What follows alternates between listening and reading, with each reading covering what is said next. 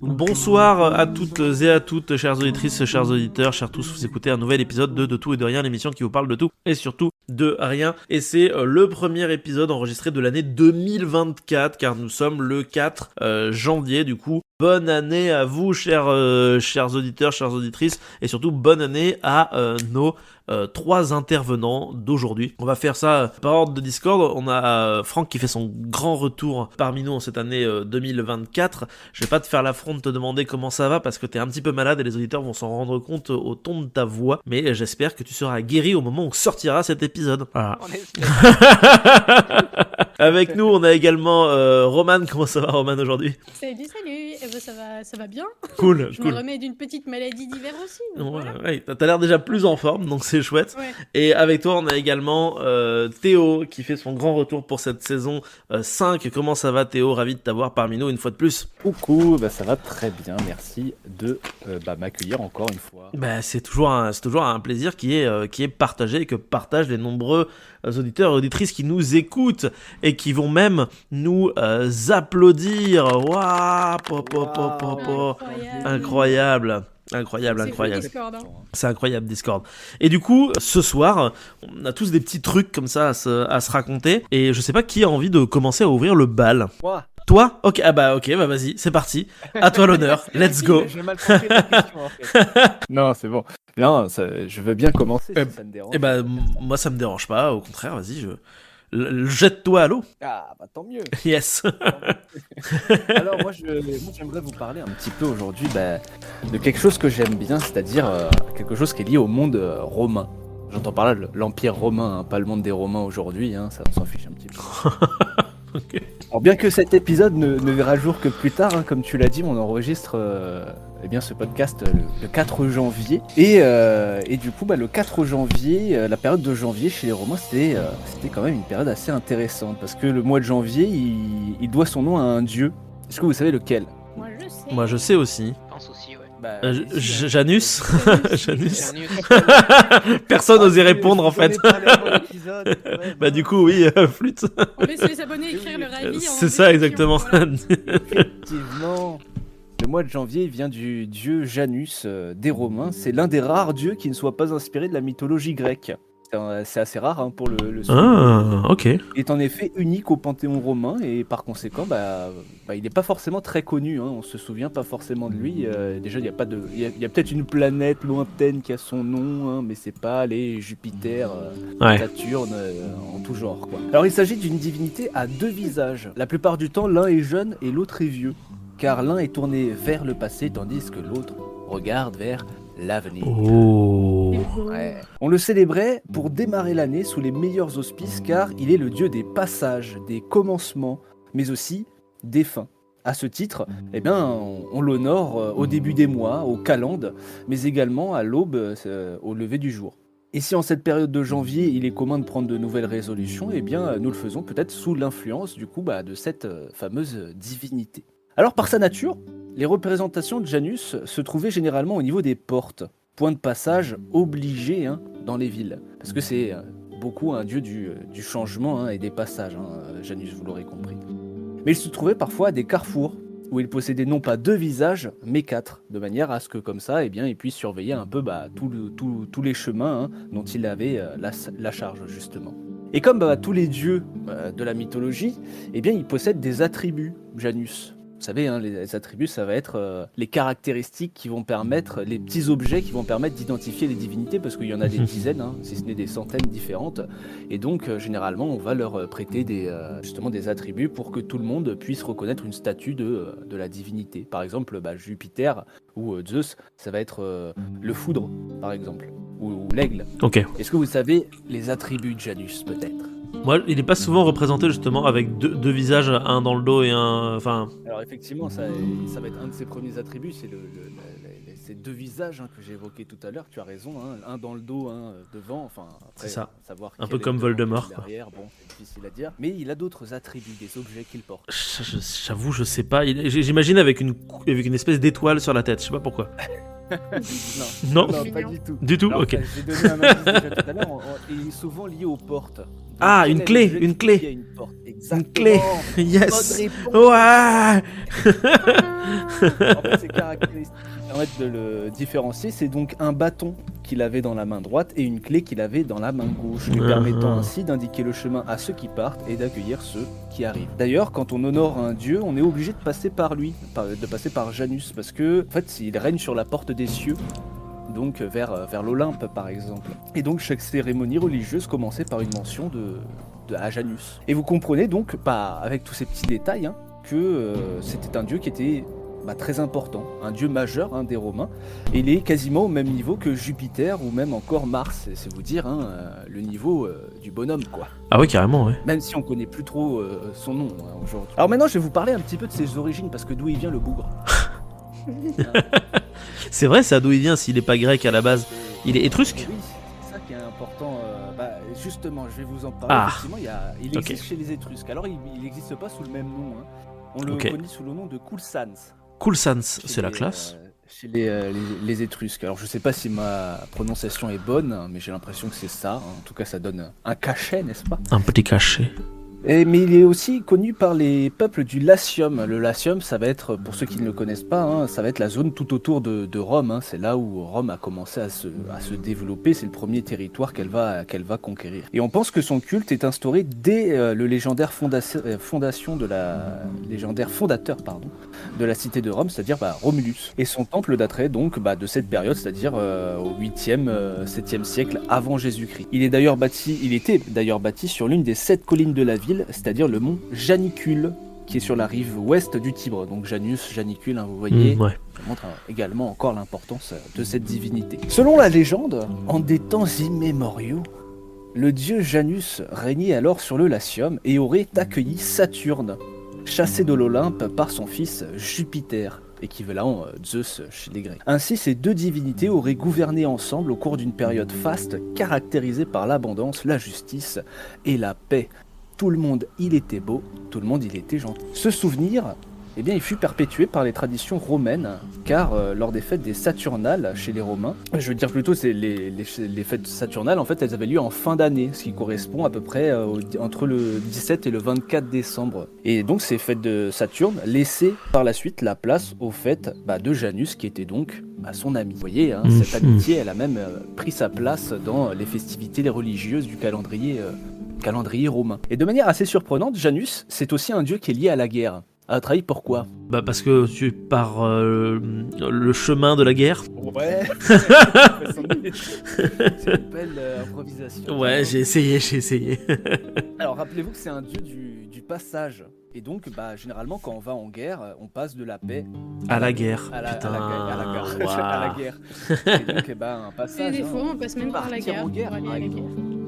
Ouais, on dit l'expression partir en guerre, c'est donc un passage qui est contrôlé par Janus. Ok. On raconte d'ailleurs que Janus aurait fait fuir les premiers ennemis de Rome, c'est-à-dire les Sabins.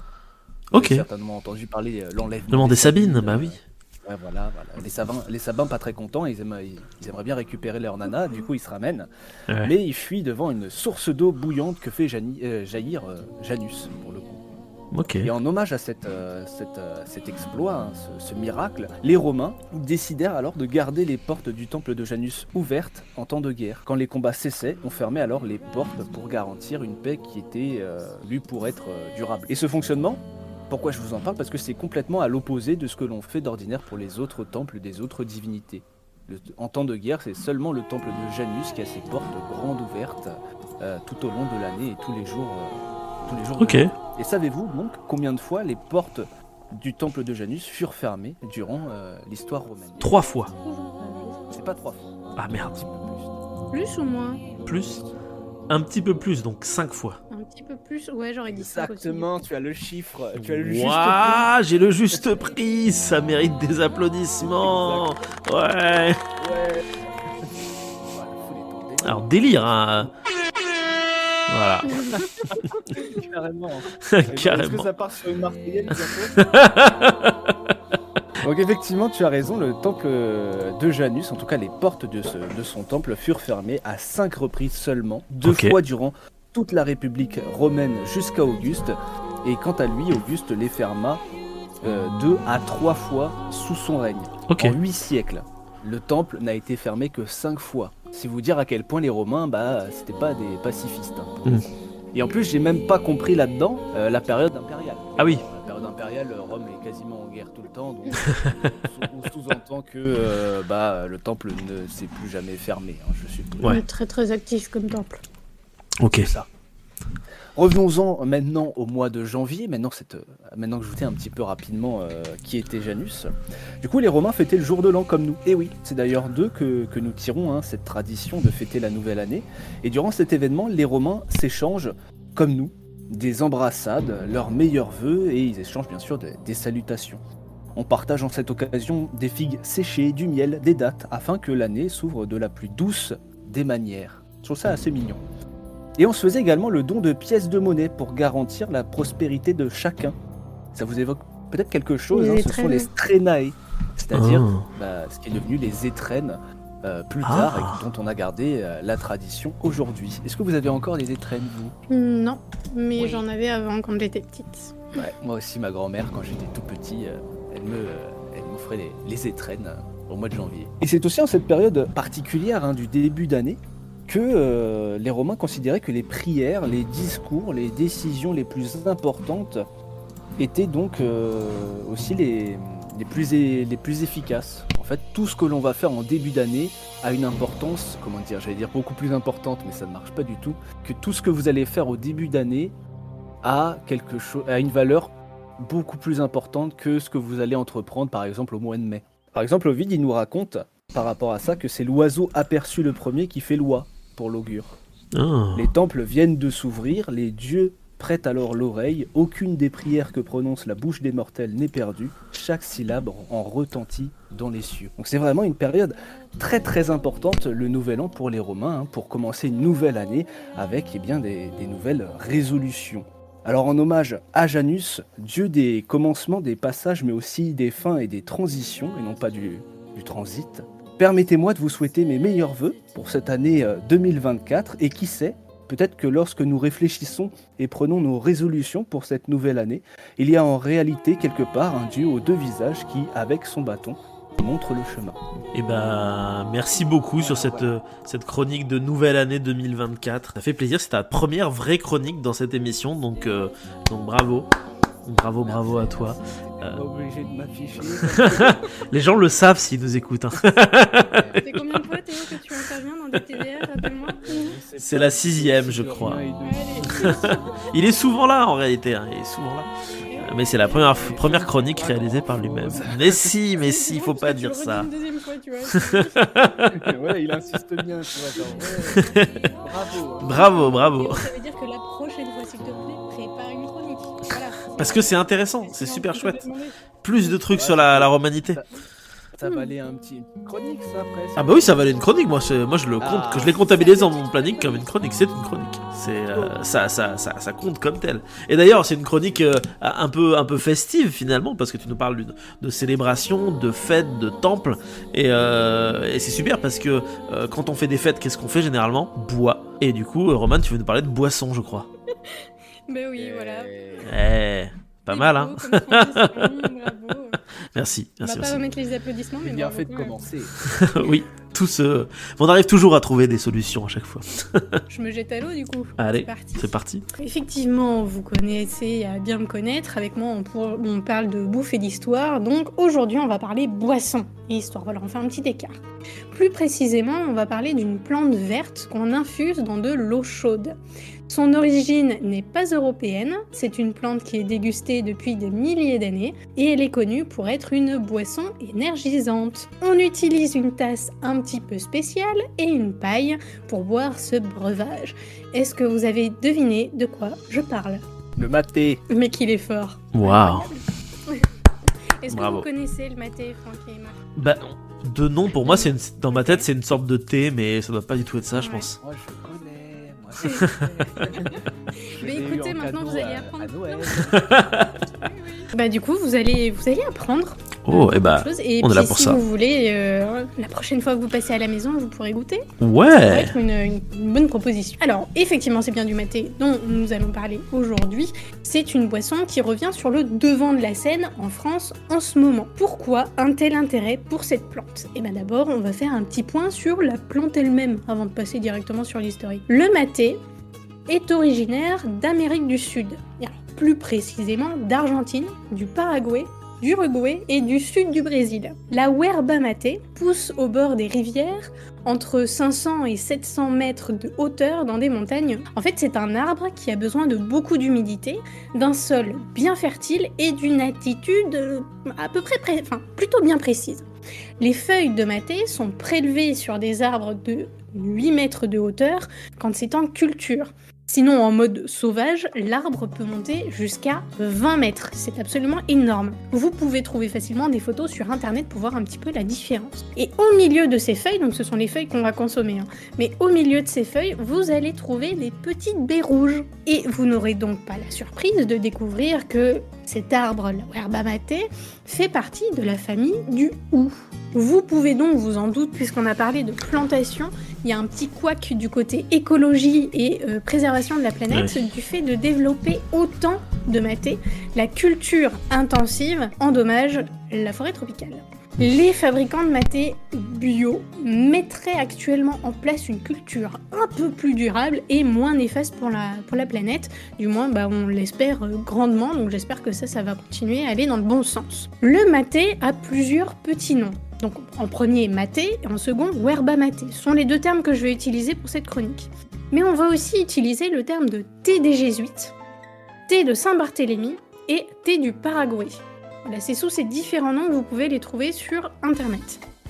Et pour comprendre un petit peu tout ça, c'est là qu'on passe au petit focus histo. Donc l'utilisation du maté, ou yerba mate comme vous voulez, remonte à des milliers d'années. Ce sont les peuples autochtones d'Amérique du Sud, et alors plus précisément, parce qu'aujourd'hui on a un nom, les tribus Guarani, donc je le prononce probablement pas comme il faut, mais qui étaient basées au nord de l'Argentine et au sud du Brésil. Et ce sont eux qui ont commencé à vraiment cultiver et à consommer les feuilles de deux manières. Ok. Du moins, on va dire 3 manières, disons. L'infusion, donc mettre les feuilles à infuser dans de l'eau chaude. La mastication de ces feuilles, donc pas en infusion, mais de prendre les feuilles et de les mâcher. Ou alors la confection de poudre fine par le séchage et le broyage de ces feuilles. Donc ce sont ces tribus-là qui ont découvert les propriétés du maté. Donc le maté chasse la fatigue, donc c'est un stimulant. On lui donne un pouvoir énergisant, il est riche en antioxydants et serait efficace pour la concentration et la digestion. C'est quand même beaucoup de choses. C'est pas mal, ouais.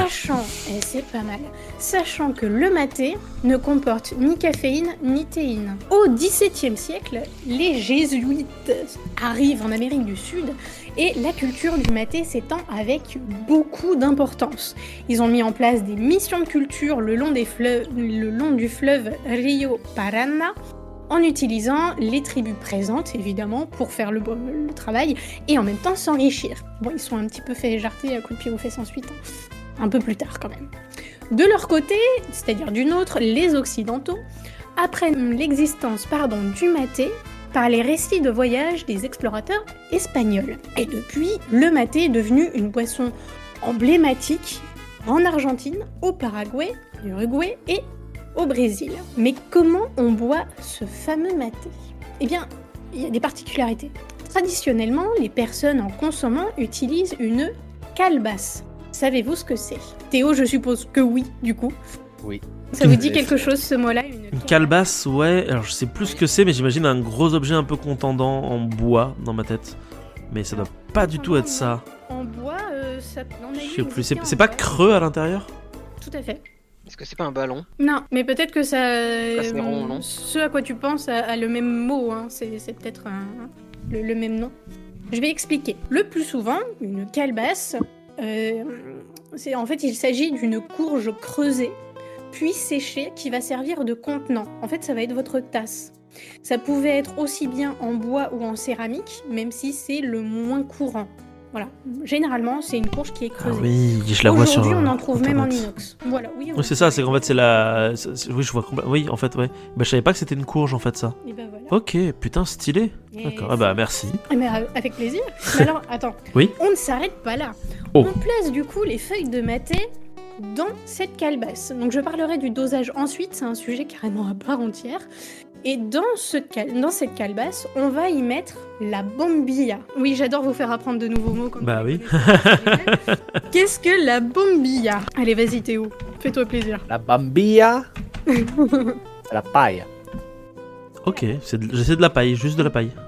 Non, c'est Alors pas non, la, c'est de la une paille, paille. c'est C'est- une sorte de paille. Ah, c'est une sorte de Voilà, paille, ok, c'est d'accord. une sorte de paille pour aspirer. En fait, Ok. on boit Ah. le maté dans une courge séchée avec... Mais oui, mais ça y est, j'ai le visuel des gens au bord de la plage en train de boire.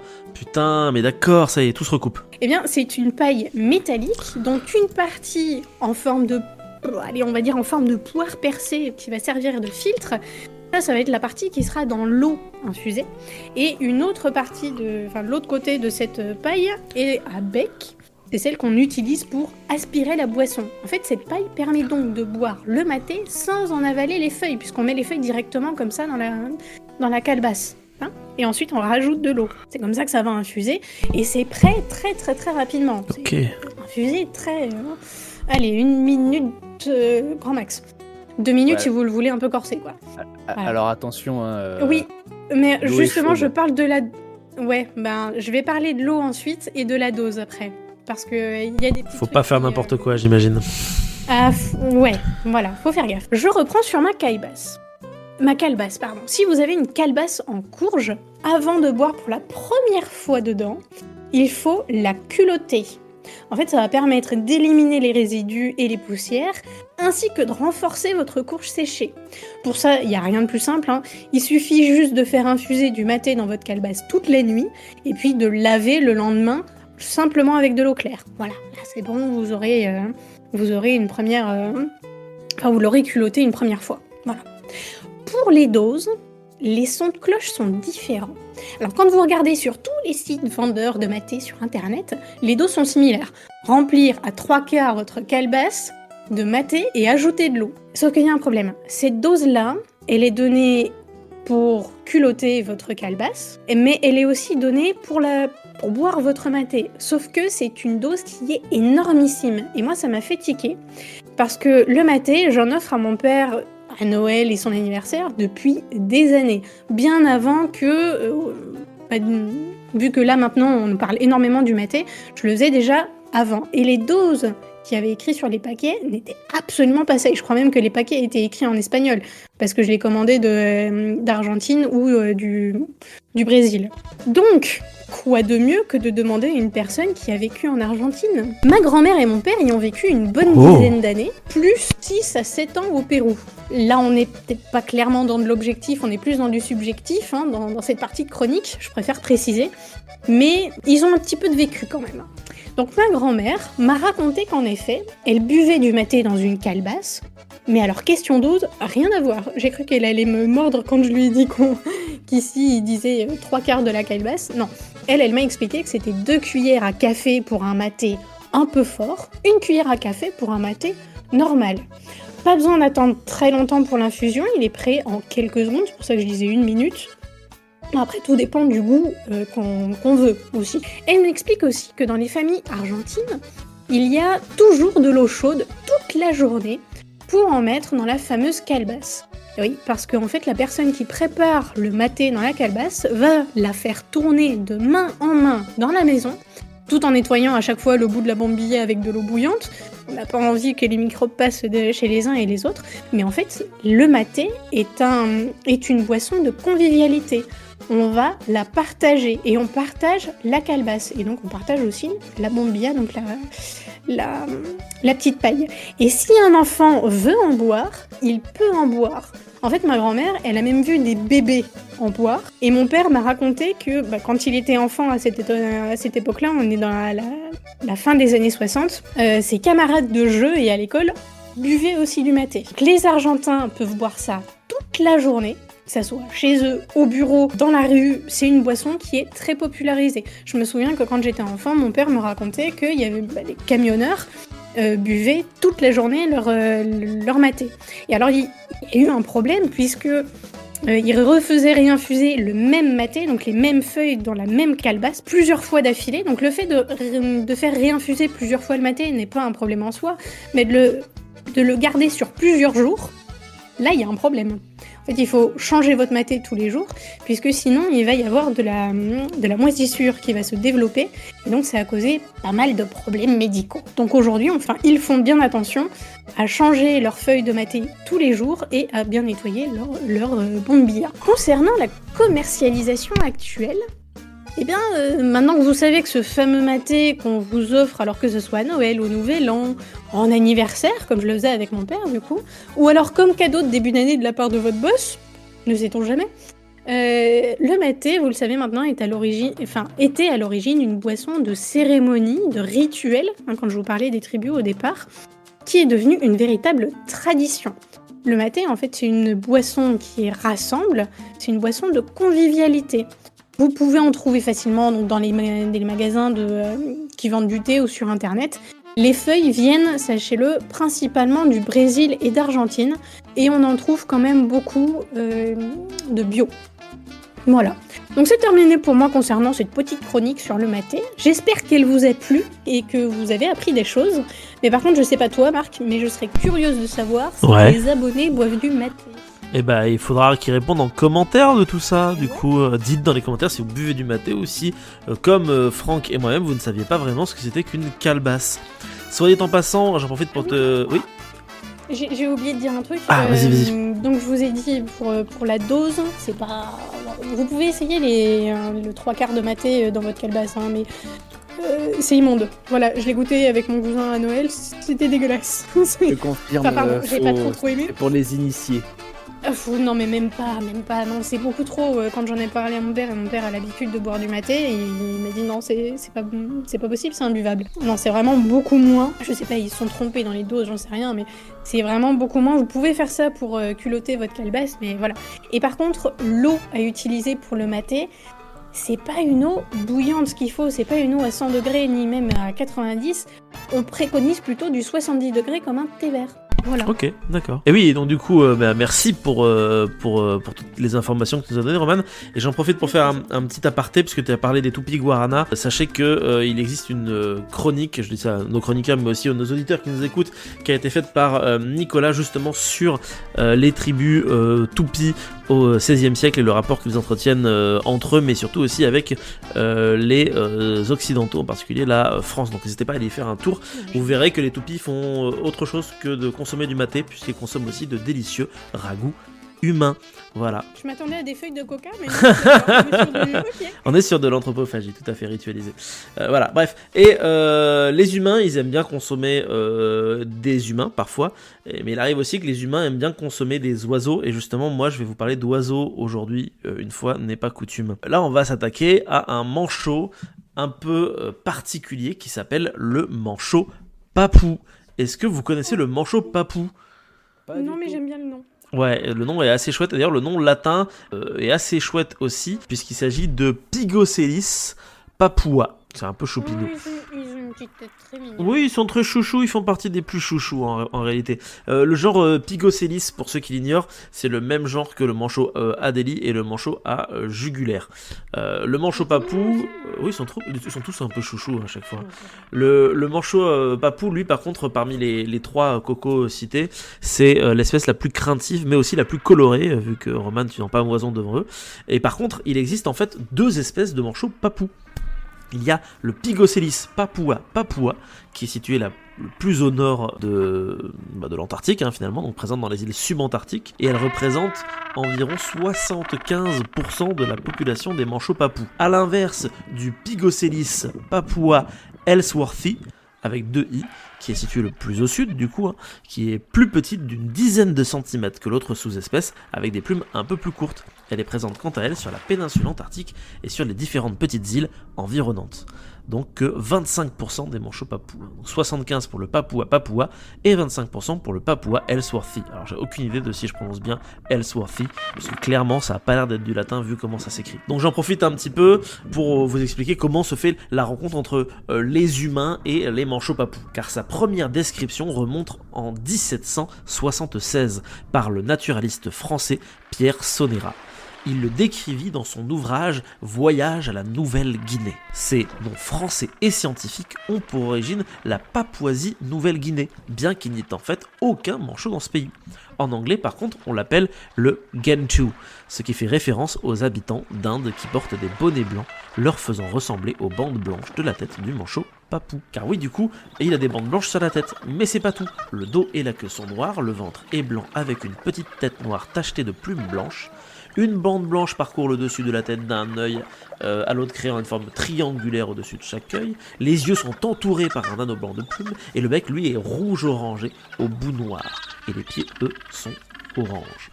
Il a également un bec de 6 cm et des ailes de 25 cm d'envergure, ce qui par rapport à sa taille en fait un des manchots avec les plus grandes ailes, car en effet il va mesurer entre 50 et 90 cm. Comment ça se passe la vie d'un manchot papou? Alors sachez que les manchots papous vont rester en fait dans leur colonie tout au long de l'année. Par contre les colonies vont rester rarement au même endroit d'une année sur l'autre. À la fin de la saison de reproduction, l'activité des oiseaux a complètement bousillé la végétation, du coup il va falloir se déplacer dans un autre coin. C'est un peu une sorte de semi-nomadisme, mais version manchot. Par contre, ce qui est intéressant, c'est que les manchots papous, en plus d'être trop chouchous et trop mignons, ce sont également les plus fidèles des manchots, avec un record de 90% de couples identiques d'une année sur l'autre. Pas mal quand même. Ils sont très très romantiques. Autant les Adélie s'offrent des petits cailloux en cadeau, mais autant les manchots papous ils ont pas besoin de s'offrir des cadeaux puisque le seul cadeau qu'ils s'offrent c'est l'amour. Waouh, et ouais. Ouais, je suis un peu un romantique moi, tu vois, ouais. Les manchots papous ils nidifient uniquement sur des sites sans neige, au contraire des manchots Adélie et Ajugulaire. Donc les sites peuvent être des plages, des vallées, des collines, des sommets de falaises. Ils peuvent également faire leur nid au milieu des herbes tussoc, c'est des sortes de gros graminées. Le nid est donc fait de pierre, d'herbes de tussoc, de mousse. Les colonies sont en fait de taille assez restreinte, ne comprenant que plusieurs dizaines de couples jusqu'à quelques centaines. Donc c'est très très peu par rapport, on l'a vu dans d'autres chroniques, à certains manchots qui sont des milliers finalement d'individus. Alors, à l'instar des deux espèces Adélie et Jugulaire, ils vont pondre 2 œufs qui sont couvés pendant 37 jours par les 2 parents. Les poussins sont donc protégés par les parents pendant 25 jours avant qu'ils rejoignent ensuite les autres poussins dans des petites crèches. Voilà. Et oui, comme ça ils pourront se protéger les uns les autres. Les parents vont quand même continuer bien sûr à nourrir leurs poussins jusqu'à ce qu'ils aient atteint 80 jours. Les poussins deviendront alors complètement indépendants. 63% d'entre eux reviendront dans la même colonie pour y trouver un partenaire et alors recommencer le principe de la ponte. Les manchots papous sont de formidables nageurs avec 35 km/h de pointe, ce qui en font les oiseaux marins les plus rapides du monde. Ils sont même capables de plonger jusqu'à 180 mètres de fond pour pêcher du krill et d'autres crustacés. C'est toutefois en fait un manchot côtier et nérétique qui ne s'éloigne jamais très très loin des sites de reproduction. Il peut quand même s'éloigner jusqu'à près de 75 km des côtes, mais ce qui est peu par rapport à d'autres espèces de manchots. Il évite donc la banquise et les côtes continentales et préfère les petites îles où il est plutôt peinard, à l'exception bien sûr de la péninsule antarctique où du coup il va nicher sur le continent, mais ça on y reviendra tout à l'heure. Sur la terre ferme, ils vont dépenser 30% d'énergie en moins que sur l'océan. Comme toujours, le prédateur est bien sûr une proie, en l'occurrence le manchot papou, c'est la proie des otaries, des orques, des phoques léopards pour les adultes, et celle des skuas, des mouettes et des caracaras pour les œufs et les poussins. Et là vous vous dites, mais bon sang Marc, qu'est-ce que c'est qu'un caracara? Vous dites ça ou pas?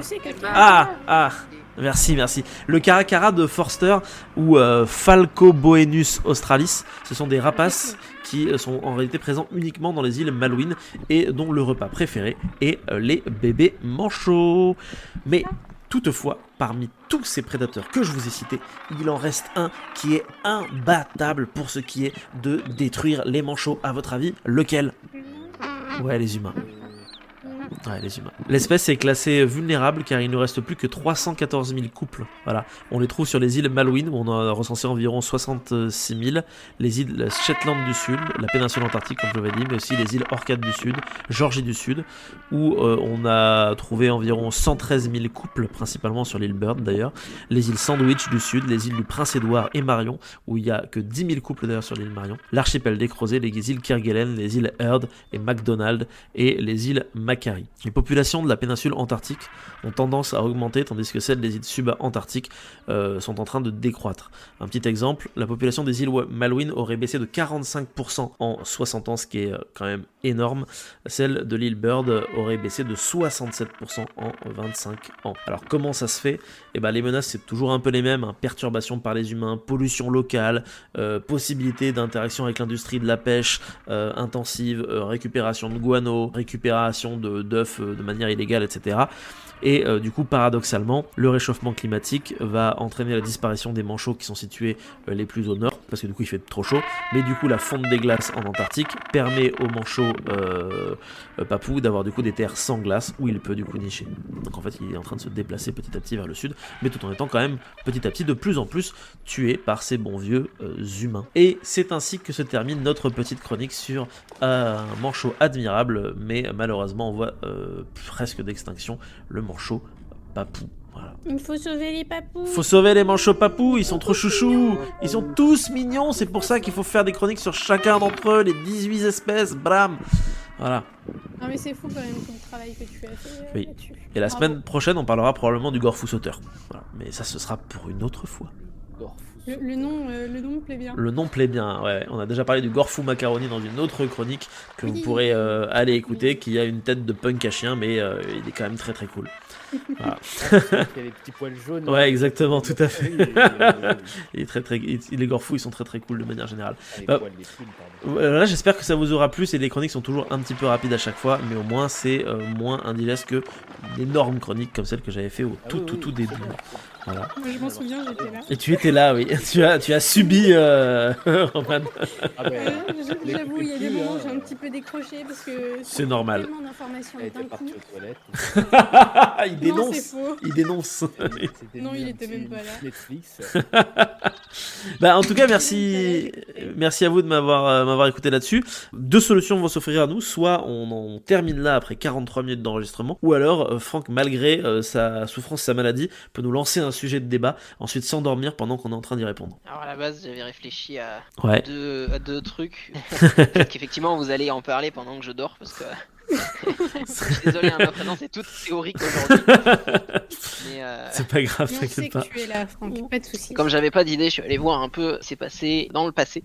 Oh, Donc pareil pour d'ailleurs la semaine prochaine où on parlera d'un personnage, du décès d'un personnage important. oh, Euh, du Et il teasing. y a un autre personnage important qui est mort il y a un siècle, alors pas le 3, hein, le 14 janvier, j'ai pas réussi à trouver sur le 3. Personnage qui même on peut dire a façonné la totalité du 20e siècle, qui s'appelle Vladimir Vladimirovitch Ulyanov, dit, je vous laisse deviner.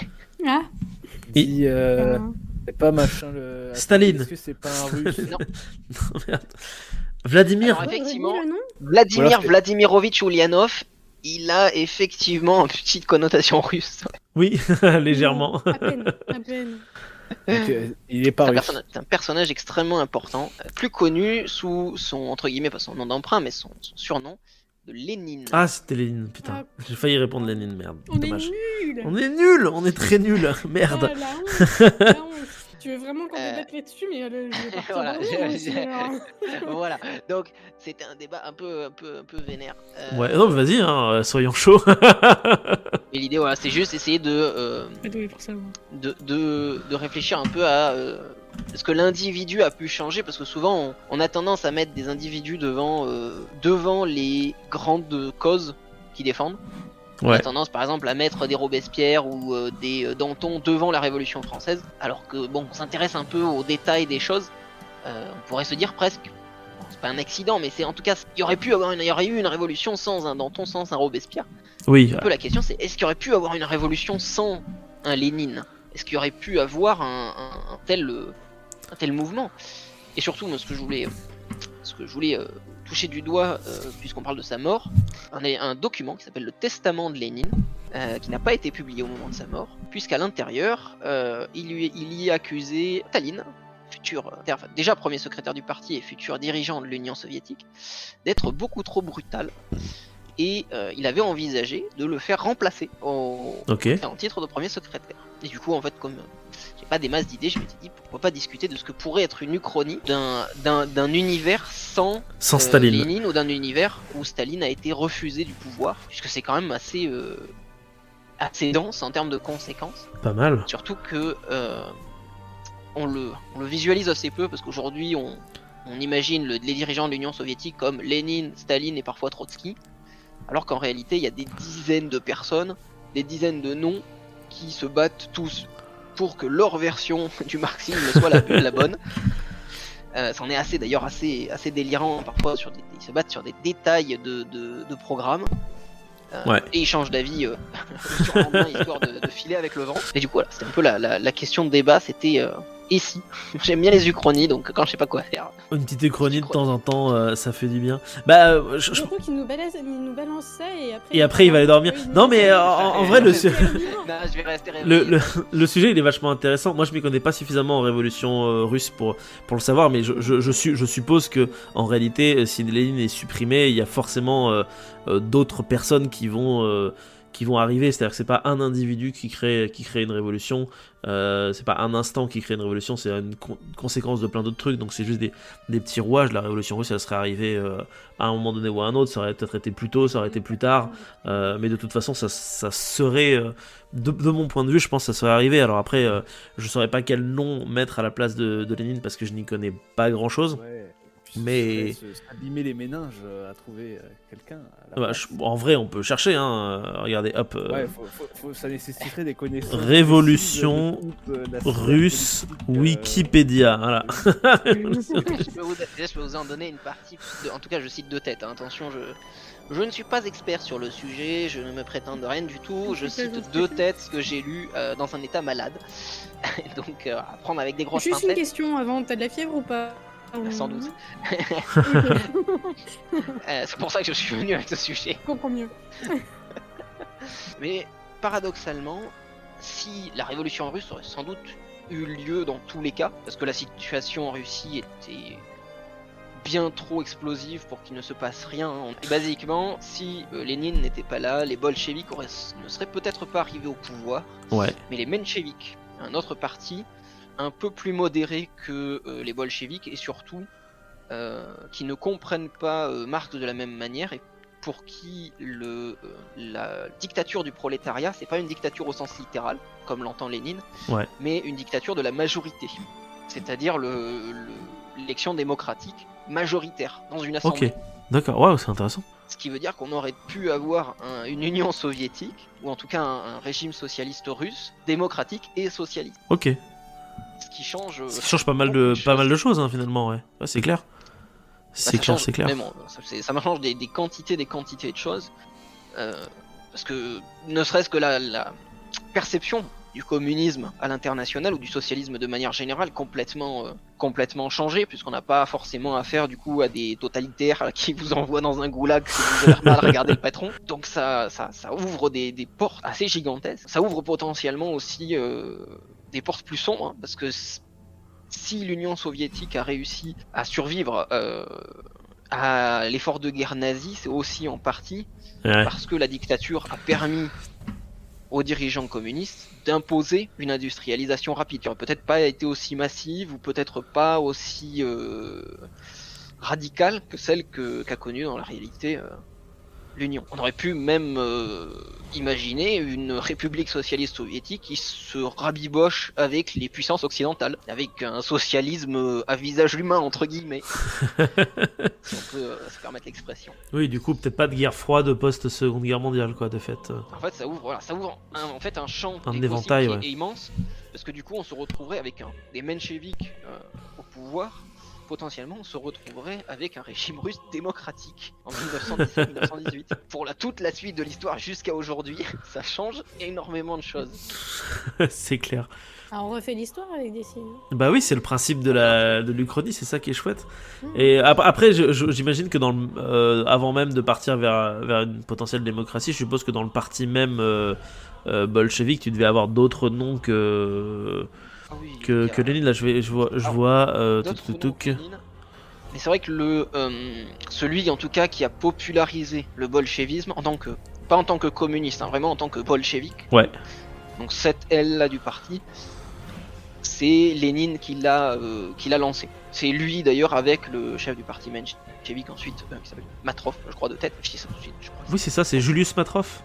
Je vois une photo de Pavel Axelrod, Julius Matrov et Alexandre Martinov, qui sont les dirigeants du menchevique en mai 17. Voilà, ces individus potentiellement auraient pu se retrouver au pouvoir. Ouais. Ou d'autres individus encore, c'est toute la difficulté de l'Uchronie, c'est que c'est très facile de savoir ce qui se passe dans les semaines qui suivent, dans les mois qui suivent. Ouais, mais dans les années qui suivent. Plus on avance dans le temps, c'est que plus c'est compliqué.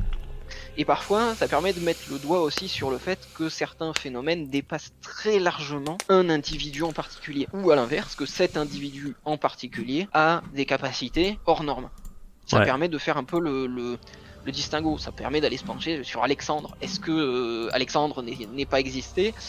Est-ce qu'on se serait retrouvé avec une aussi grande invasion du monde perse par les Macédoniens. Et non, ouais. Et puis du coup, ça aurait changé beaucoup de choses vis-à-vis de l'hellénisme aussi.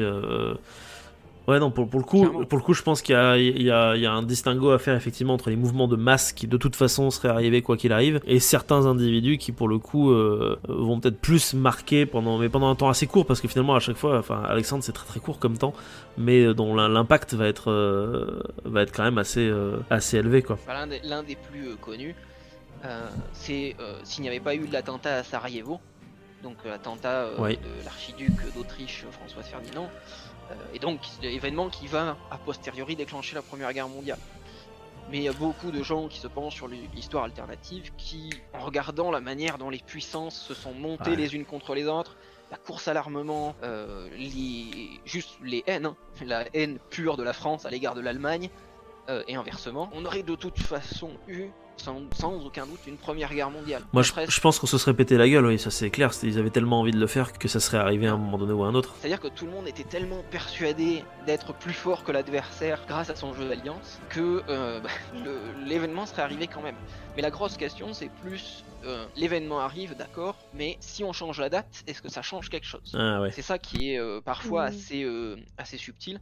C'est qu'en changeant un petit événement, quelque chose qui a pas l'air gigantesque, et parfois ça peut changer beaucoup de choses. Bah, par exemple, est-ce que si on veut rester sur les thématiques un peu de Première Guerre mondiale, si mettons que Jean Jaurès n'ait pas été assassiné, est-ce que ça aurait changé des trucs, des trucs même si la guerre venait d'être déclarée au moment où c'est arrivé, est-ce qu'il n'y aurait pas eu des potentialités pour que ce soit peut-être un peu moins meurtrier côté français ou des trucs comme ça, ou est-ce que ça aurait pas été un poids d'une certaine opposition vis-à-vis du gouvernement de Clémenceau ? Est-ce que ça j'y crois moyen, parce que aussi fervent, aussi admirable soit Jaurès, il est un peu tout seul, pas se mentir. En 14, l'Union nationale elle regroupe tout le pays. Les anarchistes sont parmi les premiers à se rendre à la conscription pour aller casser de l'empire Bosch, le fameux empire qui avait entre guillemets fait périr la commune quelques années plus tôt. Malheureusement, avec ou sans Jaurès, c'est d'ailleurs un peu ce qui est triste, on aurait très bien pu garder Jaurès du coup. Comme quoi. Malheureusement, même s'il avait foutu le bordel entre guillemets, je vois mal l'engrenage s'arrêter parce qu'un homme essaie de mettre son doigt dedans. Et du coup, pour recentrer un peu le truc, parce que à la base, t'avais évoqué le testament de Lénine. Il s'appelle pas en réalité le testament de Lénine, c'est juste une série de documents mais qui sont qu'on appelle communément, plutôt dans les groupes d'Uchronie, on appelle ça souvent le testament de Lénine. Ça fait c'est très grandiloquent. Ça fait un peu classe, apparemment c'est 3 notes dictées par Lénine le 23 décembre 22, le 31 décembre 22 et le 4 janvier 23, peu avant qu'il soit écarté de la vie politique. Et oui, ce que tu disais, c'est quoi ? Il dit que Staline est trop brutal, propose de réfléchir, de le remplacer au secrétariat général par un camarade plus tolérant, plus loyal, plus poli, plus attentif, en faire des camarades. Et du coup, alors, qui aurait pu jouer ce rôle-là si Si Lénine avait vraiment pu empêcher l'arrivée de Staline, qui aurait été plus modéré à cette époque-là? L'autre héritier, il me semble me rappeler, c'était Trotsky, non? En règle Voilà. générale, Vous pensez qu'il aurait choisi Trotsky? en règle générale, en tout cas de tout ce que j'ai vu en histoire alternative, c'est quasiment systématiquement Trotsky. Pour la simple raison que c'est un individu qui est très charismatique, qui a une très forte influence sur le parti. Parce que si Staline est le premier secrétaire, c'est-à-dire c'est lui qui gère la logistique, l'organisation, Staline il fait un coup d'état de l'intérieur sur l'Union soviétique. Il s'empare petit à petit des sièges. Trotsky, c'est le fondateur de l'armée rouge. Ça vous laisse imaginer le potentiel de pouvoir du bonhomme. Ouais. Après, la question c'est est-ce qu'il aurait été plus ou moins violent que Staline? Ça, Ouais, ça c'est à voir quoi. Voilà, c'est un peu là. Lui, dans ses mémoires, prétend que t'es moins violent. Bon, on sait aussi quand même que il n'a pas hésité à faire exécuter plein de gens, pas tendre. En revanche, il est possible que le parti communiste russe, ce parti bolchevique, se soit structuré moins de manière autoritaire autour d'une personne, mais plus de manière collégiale. Pour le coup, Trotsky était un fervent défenseur du côté collectif du communisme. Il y aurait peut-être moins eu un culte de la personnalité quoi. C'est ça. Et aussi potentiellement des prises de décision. Mm. Parce que du coup, l'histoire de l'Union soviétique, c'est quasiment l'histoire de ses dirigeants. Dans ces cas-là, peut-être qu'on aurait eu des dirigeants un peu moins, en tout cas après Trotsky, peut-être un petit peu moins influents. Ou en tout plus la Gorbatchev. Ouais, un petit peu plus. En tout cas, qui se serait sans doute plus posé sur les soviets que ce que l'a fait dans la réalité Staline. Après, encore une fois, on est sur des très très grosses suppositions, parce que rien ne nous dit que Trotsky n'aurait pas pété une durée, il se serait senti très bien sur son siège et il serait resté. C'est pas un tendre, Trotsky. C'est pas parce qu'il a tout. perdu au final que c'était un tendre. Accessoirement, il y a une autre conséquence qui est souvent pointée du doigt, c'est le regard, encore une fois, des Européens à l'écart de l'Union soviétique, qui aurait sans doute été encore pire que dans la réalité. Parce qu'il y a une grosse différence fondamentale entre Trotsky et Staline, c'est qu'il y en a un, Staline, qui croit en socialisme dans une nation, autrement dit confiné sur soi et se muscler avant de pouvoir aller faire autre chose, et l'internationalisme révolutionnaire de Trotsky, qui est de dire que globalement, si je vois une révolution quelque part, je saute. Et en partie, notamment, c'est en partie lui qui est responsable de l'invasion de la Pologne dans les années 20. C'est d'ailleurs en partie pour ça qu'il va perdre de l'influence, c'est parce que cette invasion va complètement foirer. Et ce qui est très drôle, c'est que cette invasion va en partie foirer à cause de Staline. Donc c'est vraiment...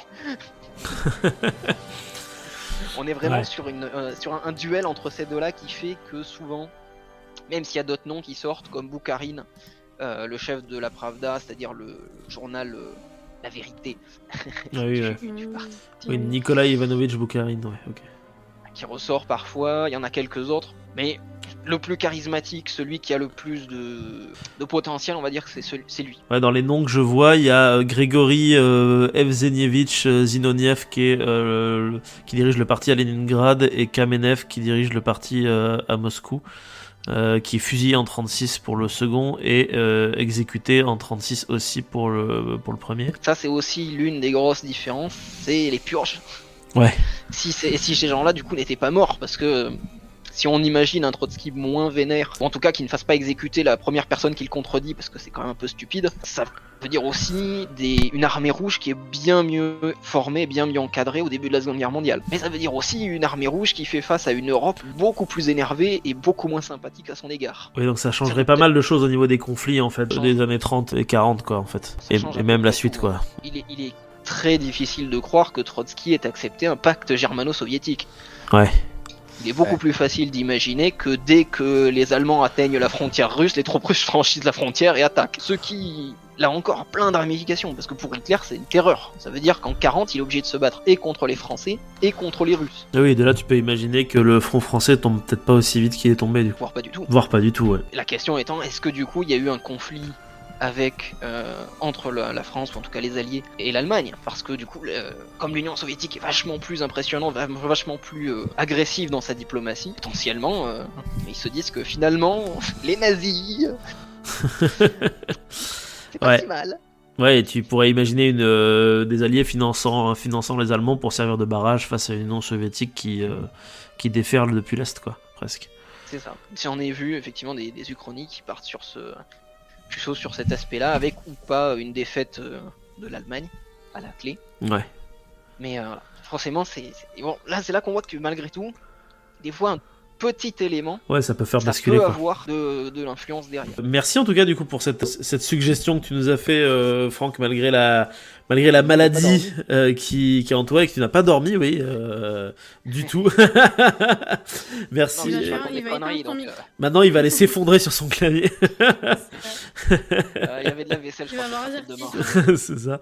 Bah, merci d'ailleurs à vous trois en fait d'avoir bien voulu participer à cet épisode. J'ai y mettre fin parce que Merci à toi. l'heure est en train de tourner. Et merci surtout à nos chers auditeurs, auditrices qui nous écoutent toujours plus nombreux que jamais. Partagez, likez, mettez le pouce bleu, faites ce qu'il y a à faire quoi. Si l'épisode vous a plu toutefois, parce que s'il vous a pas plu, ce qu'il faut faire c'est l'envoyer aux personnes que vous détestez pour qu'ils cliquent dessus. Voilà. et voilà. C'est génial. Sur Et sur ce, bonne année. Hein. Et sur ce, bonne année, bonne santé à année. tous. Fêtez bien Janus. Allez, Ouais. des bisous Et buvez Ah, du oh. maté. et buvez du maté. Ciao, ciao. Ciao. Et sauver les papous. Et sauvez les manchots papous et les papous tout court aussi. Ciao. Et aller déposer des fleurs sur le mausolée de Lénine. Il faut que ça passe. Ça s'arrête là, ça suffit. Allez, bisous. Hein. Bisous tout le monde. Ciao.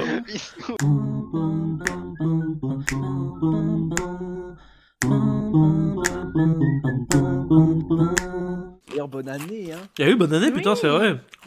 Bonne année, bonne santé. Bonne Ah, santé. évidemment. Lol.